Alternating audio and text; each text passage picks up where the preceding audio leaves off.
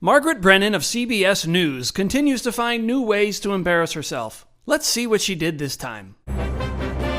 Hey guys, it's me, Margaret Brennan. I'm very serious. Here I am on my cell phone. Check out these cool poses I'm making in front of the Washington Monument. And the music stops awkwardly. I really hated that speech J.D. Vance gave in Germany, so watch as I make a fool of this Marco Rubio guy. He's got big ears. He was standing in a country where free speech was weaponized to conduct a genocide. Free speech was used to conduct a genocide. Before we focus on that insane statement, let's hear the rest of her high IQ thinking. And he met with the head of a political party that has far-right views and some historic ties to extreme groups. The context of that was changing the tone of it. And you know that the censorship was specifically about the right. No, I have to disagree with you. I mean, what do you even say to this babble? Free speech was weaponized to conduct a genocide. Free speech, the ability to convey ideas, is responsible for basically every organized action in the history of the world. You see, Margaret, an exchange of ideas is required for any group of humans to get together and do anything.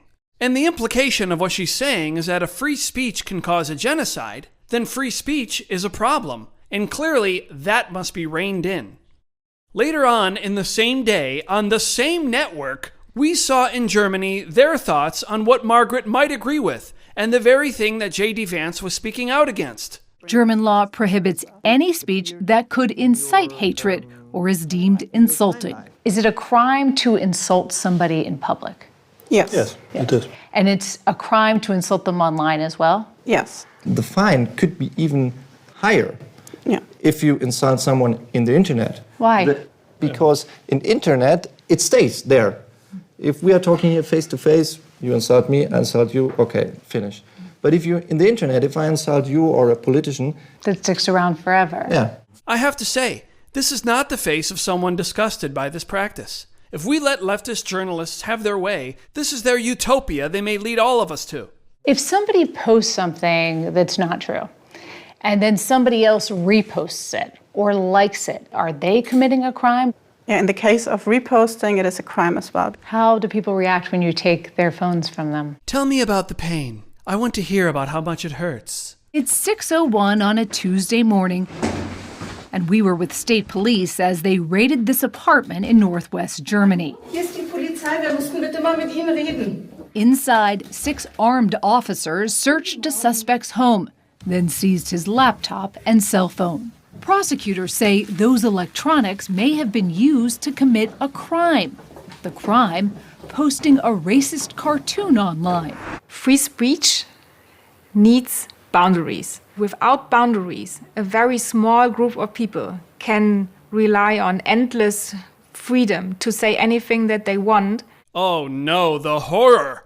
As crazy as this all sounds, it sounds just like what Democrats say here in America. There's no guarantee to free speech on misinformation or hate speech, and especially around our democracy. This idea that saying that Pennsylvania was rigged or that we were trying to steal the election, unquote, that's a lie.